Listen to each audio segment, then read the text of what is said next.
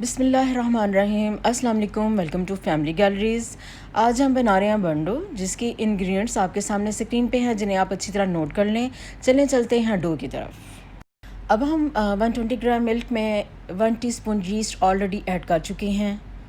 अब हम इसमें डालेंगे 2 टेबलस्पून शुगर और इसके बाद हम इसे अच्छी तरह मिक्स कर लेंगे। मिक्स करने के बाद हम इसे 10 मिनट्स के लिए कवर कर देंगे। अब हमारे पास 280 ग्राम ऑल पर्पस फ्लोर है, 50 ग्राम बटर है, 1 एग है। अब मैंने फ्लोर में सॉल्ट ऐड कर दिया है। अब हम एक बड़ा सा बाउल लेंगे जिसमें हम थोड़ा सा फ्लोर ऐड करेंगे। बाउल ज़रा बड़ा होना चाहिए। अब हम इसमें थोड़ा सा दूध डालेंगे।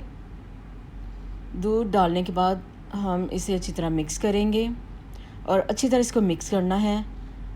और थोड़ा सा मिक्स करने के बाद अब हम इसमें डालेंगे थोड़ा सा फ्लोर और इसके बाद हम इसमें और दूध ऐड करेंगे और अच्छी तरह से फिर हम मिक्स करेंगे।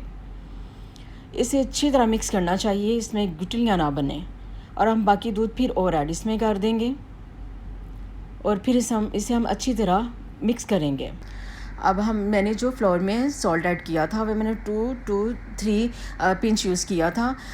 आप कम या ज़्यादा कर सकते हैं अपने फ्लेवर के मुताबिक। अब हम जो बाकी दूध है वो भी हम इसमें मैंने ऐड कर दिया है और इसके बाद मैं अच्छी तरह से मिक्स करूँगी।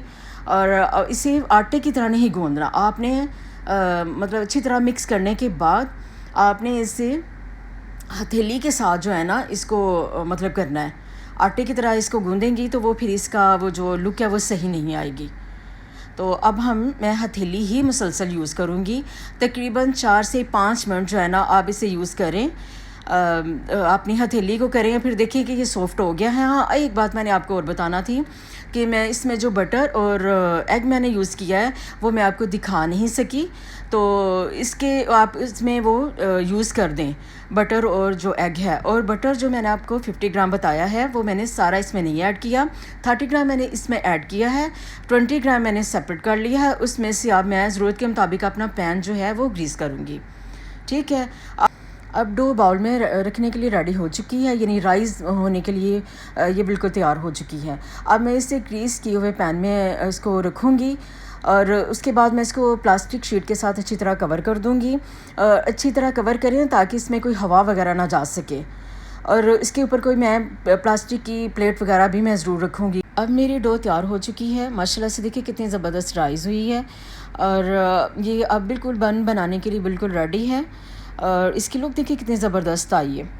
और अब आप ऐसा करें कि आप हाथ के साथ इसको दबा के देख लें। अगर आपके हाथ के साथ नहीं चिपक रही तो ये बिल्कुल रेडी है। हाँ, एक बात मैंने आपको एक्सप्लेन करना थी कि दूध में या पानी में जिसमें भी यीस्ट आप ऐड करें, पहले उसको देखिए कि वो नीम गर्म हो, ना ज़्यादा गर्म हो ना ठंडा हो, वरना आपकी यीस्ट जो है वो काम नहीं करेगी। नीम गर्म हो, चेक कर ले अपने फिंगर टिप के साथ। और thank you for the watching my video and please like and subscribe my channel.